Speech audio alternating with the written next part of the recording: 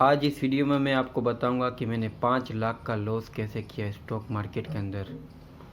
मेरे कौन से डाउनफॉल रहे थे जिसकी वजह से मैं इतना लॉस कर दिया। मैं एक लोअर मिडिल क्लास लड़का हूँ। आप देख सकते हैं कि यह है मेरे मकान की हालत। मैं ज़्यादा पढ़ा लिखा भी नहीं हूँ, जिस वजह से भी शायद ये हो सकता है। आज के इस वीडियो में मैं आपको बताऊंगा अपनी ट्रेडिंग जर्नी की, कब मैंने ये चालू किया था, क्या क्या डाउनफॉल आया, क्या मुसीबत आई थी और किस हालत में मैं फंस चुका हूँ। शुरुआत करते हैं स्टार्टिंग से।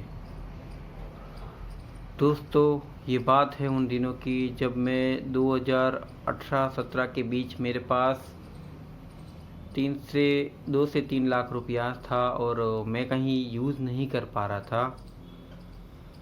तो मैंने ऑनलाइन कुछ देखा कि पैसा कैसे कमाते हैं।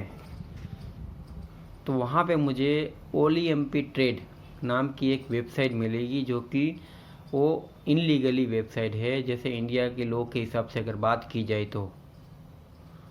तो मैंने वहाँ पे USD में जो भी यहाँ पे होता था ट्रेडिंग, उस हिसाब से मैंने वहाँ पे कुछ $50 यानी कि समथिंग 3,000 रुपीज़ के आसपास डाला था। और $1 में वहाँ पे ट्रेड मार सकते हैं, ऐसा कुछ नियम था, जिसका 80% हमें मिलेगा।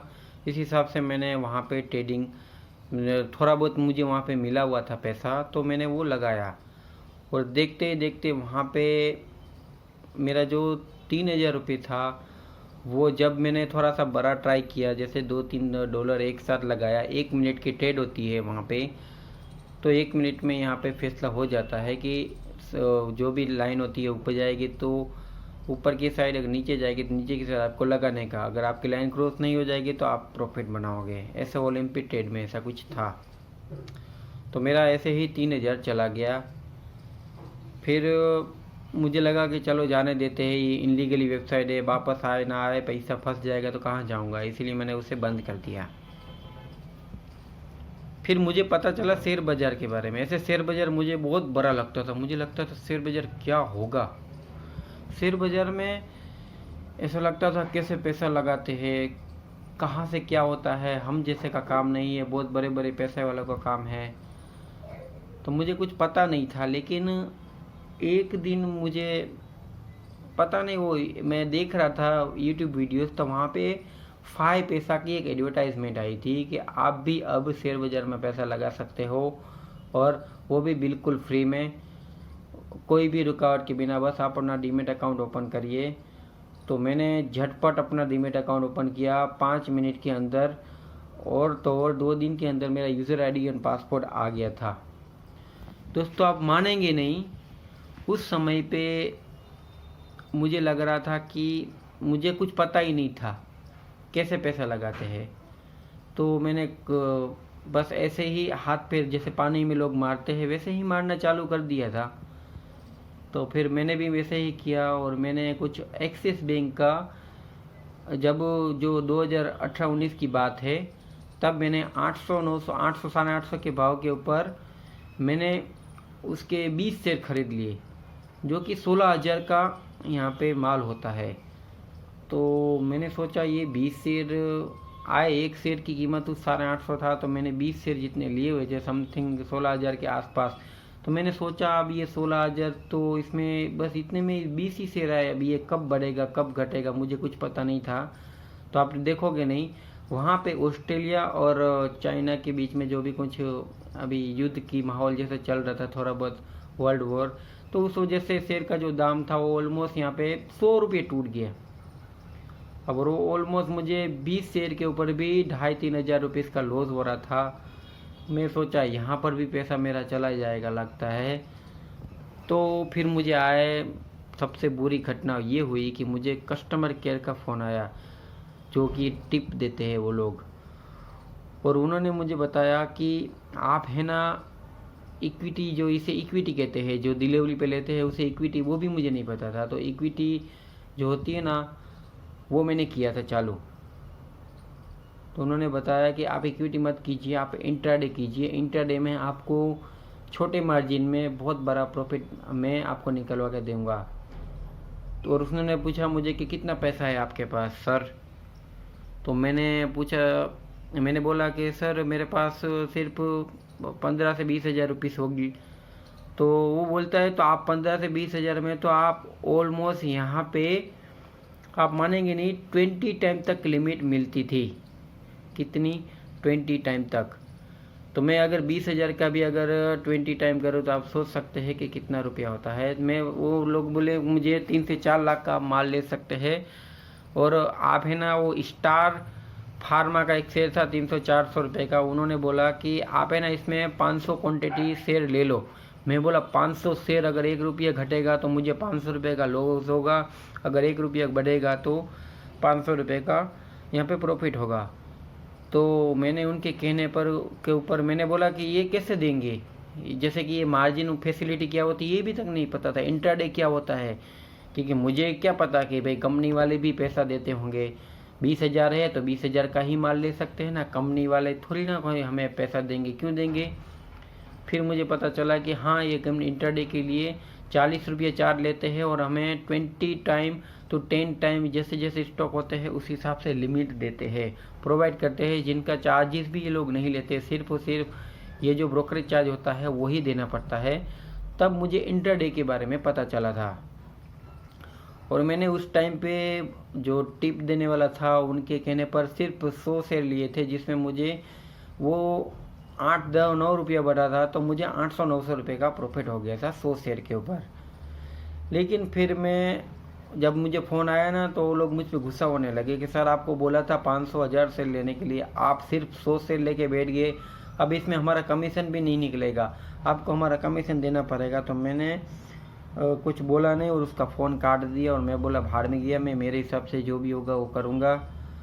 आप मानेंगे नहीं, फिर उस टाइम पे 5 पैसा में इतना brokerage charge, maintenance charge, hidden charge लगा के मुझे पता नहीं कि मैं बोला भाड़ में गया, इसको निकाल देता हूँ। मुझे कुछ पता तो चल नहीं रहा था। तो मुझे कस्टमर केयर के फ़ोन आया कि सर आप, एक और कस्टमर केयर का कि सर आप मोतीलाल ओसवाल में अकाउंट खुला लीजिए जहाँ पे आपको लोएस्ट ब्रोकरेज चार्ज लगेगा। आप मानेंगे नहीं, एकदम 3rd क्लास एप्लीकेशन है वो, जहाँ पे मुझे पूरी तरीके से लूट लिया। कम से कम मुझे 30 से 40 रुपया लॉस जो होता था वो उसी में हुआ। एक दिन सुबह सुबह मुझे पता नहीं था और एप्लीकेशन के माध्यम से मैंने इंडसइंड बैंक के कुछ 100 शेयर ले लिए थे, बाइंग कर लिया था। ऑलमोस्ट 10,000 में कुछ 1,000 रुपीज़ के आसपास उसका दाम चल रहा था और मैंने 100 शेयर बाई कर लिए थे, 1 लाख का माल खरीद लिया था 10-20 हज़ार में। तो साला सुबह सुबह ऑलमोस्ट देखा गया तो वहाँ पे वो 70-80 पॉइंट गिर गया। तो मेरे सुबह सुबह 8-9 हज़ार रुपये का लॉस एक ही स्टॉक के अंदर हो गया था और मैं डिप्रेशन के साथ जाना चालू कर दिया था, ऐसा मेरा मानना है। फिर मैंने तीसरा अकाउंट खोलाया था जीरोधा में। वहाँ पर भी मैंने सबसे पहले सर्च मारा था ऑनलाइन कि कौन सा लोएस्ट ब्रोकरेज चार्ज लेती है कंपनी, तो सबसे पहले जीरोधा का नाम आया था, सेफ सीओ। तो वहाँ पर भी मैंने इंट्राडे के माध्यम से ऑलमोस्ट बहुत सारी प्रॉफिट कभी करता, बहुत सारा लॉस करता। ऑलमोस्ट कभी कभी सुबह सुबह मुझे पता ही नहीं था कहाँ पे क्या लेना, कोई भी स्टॉक मिल जाता आलतू फालतू में, उसमें 100 पीस से लेके 1000 पीस शेयर जो होते हैं वो ले लेता था। और ऑलमोस्ट उसमें मुझे जो लॉस हुआ ना वो 30,000 तो ब्रोकरेज चार्ज लग गया। और बाकी आप लॉस क्या मानेंगे, 60-70 हज़ार लॉस वहाँ पे हो गया, 30,000 लॉस मोतीलाल ओसवाल में हो गया, 1 लाख चला गया मेरा ऑलमोस्ट। और जो 5 पैसा था तो वहाँ पे मैं वापस आया था और वापस ट्रेडिंग किया। उन्होंने कुछ एक प्लान दिया था कि आप 10,000 में 1 साल के लिए फ्री इंट्राडे कर सकते हैं और आपको कोई भी ब्रोकरेज चार्ज नहीं लगेगा। तो मैंने वो प्लान ले लिया था और प्लान के हिसाब से भी अगर देखा जाए तो मेरा कुछ इतना खास हुआ नहीं था, लॉस ही लॉस दिखा के वहाँ पर भी मैंने 50-60 हज़ार रुपये इंट्राडे में डाल दिए थे। मुझे पता ही नहीं चलता, धीरे धीरे मेरे 1-2 लाख रुपया था वो मेरा खाली हो गया। ये 3 अकाउंट है उसी में। उसके बाद दोस्तों मैंने एक एंजल ब्रोकिंग का नाम सुना था कि चलो वहाँ पे भी अकाउंट खुलवा लेते हैं, वहाँ पे शायद अच्छा होगा। वहाँ पे मार्जिन ज़्यादा देते थे क्योंकि वहाँ पे डिलीवरी पर ऊपर भी मार्जिन देते हैं 3 से 4 गुना। तो मैंने वहाँ पे डिलीवरी के लिए अकाउंट खुलवा लिया। मैंने वहाँ पे अकाउंट खुला लिया, फटाफट आईडी पासवर्ड आ गया। तो वहाँ पर मुझे पता ही नहीं था कि भाई ऑप्शन क्या होता है, तो मुझे पता ही नहीं था। वो तो मैं आपको बाद में अभी बताऊँगा क्या हुआ था। तो 2020 आते आते मेरा 2 लाख के आसपास का लॉस हो ही गया था ऑलमोस्ट। और मेरे पास अब लगाने के लिए सिर्फ और सिर्फ 50 से 60 हज़ार रुपये थे। तो मैंने सोचा कि शेयर बाज़ार से पैसा कैसे कमाएंगे, इंट्राडे में तो जा ही जा रहा है। तो मैंने यहाँ पे एंजल बुकिंग में अकाउंट खुलाया, तो 2-3 डिलीवरी लिया स्टार्टिंग में। मेरे को लगा कि शायद इसमें प्रॉफिट होगा, तो ऑलमोस्ट उसमें थोड़ा बहुत प्रॉफिट दिखा मुझे। मैंने बोला कि चलो अब ये प्रॉफिट है वो मैं वापस इंट्राडे में लगा देता हूँ, क्योंकि लत लग गई थी मुझे। क्या करूँ, ऐसी लत लग गई थी कि सुबह 9:15 के ऊपर आते ही मुझे लगता है चलो कोई ना कोई स्टॉक ले लेता हूँ। और धीरे धीरे पता चला कि जो टॉप गेनर होते हैं सुबह सुबह अगर उसमें लेंगे, इंट्राडे करेंगे, तो शायद उसमें कुछ प्रॉफिट मिलेगा। तो ऑलमोस्ट मुझे बीच में प्रॉफिट भी होता था, लॉस भी होता था। लेकिन कभी कभी एक मैं किस्सा सुनाता हूँ आपको कि मैंने पीवीआर के 100 शेयर्स लिए हुए थे जब वो 1500-1600 चल रहा था, और उस दिन उसने 20% की अपर सर्किट मारी थी, जिसमें मुझे 18,000 का प्रॉफिट हो रहा था। लेकिन वो जो एप्लीकेशन है वो यहाँ पे क्रैश हो गया 2:30 बजे के आसपास। तो 2020 के बाद दोस्तों 2.5 लाख के तक का लॉस हो गया था। उसके बाद मुझे क्रेडिट कार्ड था मेरे पास, तो वहाँ पे मैंने क्रेडिट कार्ड लिया हुआ था, और ऑलमोस्ट क्रेडिट कार्ड में मेरी जो लिमिट थी वो 50 से 60 हज़ार रुपये के आसपास थी। तो मैंने सोचा कि चलो अब थोड़ा सा ये पैसा है वो डिलीवरी में लगा देता हूँ। तो मैंने वहाँ पर डिलीवरी के थ्रू यहाँ पे पैसा लगाया था। मैंने IRCTC लिया था 1300 के आसपास का, जो कि 6000 तक गया था, लेकिन मेरी कैपेसिटी नहीं थी। और मैंने प्रिंस पाइप लिया हुआ था 100 रुपीज़ के आसपास, जो कि वो भी मैंने रखा नहीं, जिसके कारण वो जो 60 से 80 हज़ार रुपये थे उसमें मुझे ऑलमोस्ट 10-20 हज़ार का प्रॉफिट हुआ। तो मैं ऑलमोस्ट निकल गया था, मुझे पता नहीं था डिलीवरी क्या होती है। अब 2020 के आसपास, और उसके बाद वहाँ पे हुआ ये कि वो 70-80 हज़ार रुपया भी गए, 50 हज़ार भी गए। अब बहुत भयंकर दिन चालू होने वाले थे मेरे, क्योंकि एक साइड आया था कोरोना 2020 के आसपास, और एक साइड था मेरी ये ट्रेडिंग जर्नी का बुरे दिन चालू। 60,000 रुपये के आसपास HDFC बैंक जो थी वो मांगना चालू की थी। तो मेरे को लत भी लग गई थी। अब मैं क्या करूँ, कुछ पता नहीं चल रहा था। खेलना भी ज़रूरी था और नहीं खेलना भी ज़रूरी था। 5-7 दिन में बंद रहा था, लेकिन वापस उसके बाद मेरी समझ लो ना कि एकदम बुरी ज़िंदगी चालू थी। तो बुरा समय के कारण ये सब बुरा हुआ था। तो ICICI बैंक ने का भी मेरे पास क्रेडिट था। ऑलमोस्ट मेरे पास 2 बैंक के क्रेडिट कार्ड थे, एक HDFC और एक ICICI। तो उन्होंने ICICI ने कस्टमर केयर ने फ़ोन किया कि सर आपके क्रेडिट कार्ड के ऊपर 88,000 रुपीज़ का लोन अप्रूवल है, अगर आप चाहेंगे तो अभी आपको 5 मिनट में मिल जाएगा। अब आप सोच सकते हैं कि एक जला हुआ इंसान और कितने को जलने को राज़ी होगा ये नहीं पता, लेकिन मैं सुधरा नहीं। और उसके बाद मैंने वो 88,000 रुपये का जो लोन था वो मैंने अपने अकाउंट के ऊपर डलवा दिया बैंक के अंदर, और 5 मिनट के अंदर अप्रूवल हो गया। और जो मैंने EMI करवाई थी वो हर महीने की 8,000 थी। मैं सोचा कि मेरा कुछ पेमेंट आएगा, जैसे कि मैं काम कर रहा था, ऐसे मजदूरी काम ही जैसे बोल सकते हैं, कुछ लेबर का ही, ज़्यादा कुछ इतना खास नहीं था। तो मैंने सोचा मेरे पेमेंट में से 8-8 हज़ार रुपया दे दूंगा, और ये जो लास्ट पेमेंट है मेरे पास 80-90 हज़ार 88 हज़ार के आसपास आएगा, वो मैं यहाँ पे शेयर बाज़ार में वापस लगाऊंगा। कोरोना आ गया और मैंने ग्लेनमार्क फार्मा के, मैंने सिर्फ सोचा ही था, मजबूत मन बना लिया था कि मैं यहाँ पे डिलीवरी ही लूँगा। तो आप मानेंगे नहीं कि RVNL मैंने 20 रुपये का पूरा एनालिसिस किया था। तब तक मुझे एनालिसिस आ गया था, थोड़ा बहुत चार्ट पैटर्न देखना भी आ गया था। और ऑलमोस्ट मैंने यहाँ पे 3 शेयर ढूंढे हुए थे, एक RVNL, एक ग्लेनमार्क और एक था स्टार सीमेंट, जो कि अभी भी आप इसकी प्राइस अगर देखना चाहें तो देख सकते हैं। 2020 के आसपास RVNL था, वो 20 रुपये का IPO आया हुआ था, और 10 रुपये के आसपास ये जो शेयर था वो हमें यहाँ पे मिल रहा था। लेकिन मैंने 15 रुपीज़ के आसपास लिया था। तो उसमें ऑलमोस्ट यहाँ पे कोरोना के कारण जब तक लॉकडाउन नहीं लगा था तब तक वो शेयर की कीमतें बहुत ज़्यादा थी और मार्केट रोज़ रोज़ यहाँ पे टूट रही थी, जिसके कारण शेयर प्राइस भी इतनी तेज़ी के साथ टूट रही थी कि क्या ही बताऊँ। वो दौर भी देखा है मार्केट का कि जब क्रैश होती है तो कैसे तरीके से टूटती है मार्केट। तो आरवीएनएल का शेयर जैसे ही मैंने लिया था, 3 कंपनी का, ग्लेनमार्क, आरवीएनएल और स्टार सीमेंट, आज भी मुझे याद है। तो ऑलमोस्ट मैंने तीन में थोड़ा थोड़ा इन्वेस्टमेंट करके 90,000 के आसपास, कुछ 20-30 हज़ार, 60 हज़ार के आसपास उसमें इन्वेस्टमेंट किया था और 20 हज़ार के आसपास मैंने कुछ इंट्राडे के लिए बचा के रखा था। तो गलती से ये हो गया कि उन तीन शेयर में स्टार्टिंग में तो मुझे लॉस देखने को मिला और लॉस भी कम से कम 10-15 हज़ार के आसपास का था। मैं डिप्रेशन में आ गया और मैंने सोचा कि अब मार्केट कितनी गिरेगी, क्योंकि पता ही नहीं था अब लॉकडाउन के कारण क्या होगा।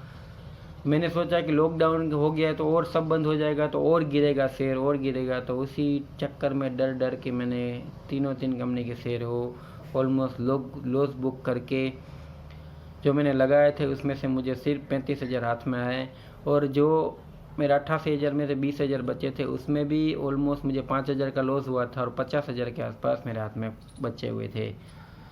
और इंट्राडे के अंदर वो भी मैंने ऑलमोस्ट लॉकडाउन के बाद मुझे लगा मार्केट गिरेगा, लेकिन ऐसा नहीं हुआ। जैसे ही मार्च के महीने में लॉकडाउन लगा तो स्टॉक मार्केट ने अपना रुख बदल दिया और जैसे जैसे मैं डाउनफॉल के साइड मुझे लगा जाएगा जाएगा जाएगा। बजट के टाइम आया था तो उसमें भी मुझे लगा जाएगा।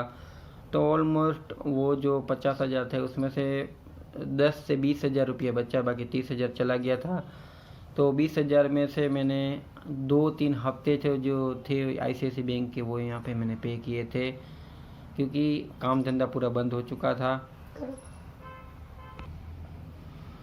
अब यहाँ पे काम धंधा बंद हो गया था तो मेरे को पता नहीं क्या से क्या करना चाहिए।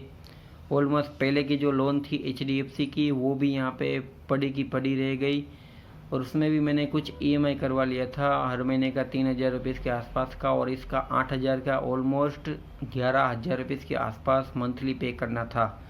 लेकिन लॉकडाउन आ गया तो जिसकी वजह से यहाँ पे थोड़े से बेनिफिट ये मिला कि गवर्नमेंट ने बोला गया था कि किसी को भी अभी अपनी जो भी ईएमआई है वो भी पे नहीं करने की थी। तो ऑलमोस्ट 5 से 6 महीना तो मुझे यहाँ पे राहत मिली थी।